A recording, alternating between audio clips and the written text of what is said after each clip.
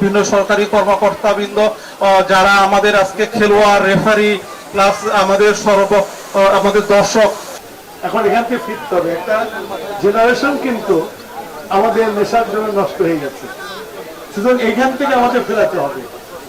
ফেরাতে হলে একমাত্র পথ হলো যে আমাদের যে শিশু থেকে একবার বড় হওয়া পর্যন্ত, যেমন আমরা যেমন হয়েছি সেরকম বড় করে আমার মনে হয় সামাজিক আন্দোলন সৃষ্টি হবে। মাদক কে না এটা বলা শিখবে। আমাদের প্রধানমন্ত্রী জনাব তারেক রহমান উনি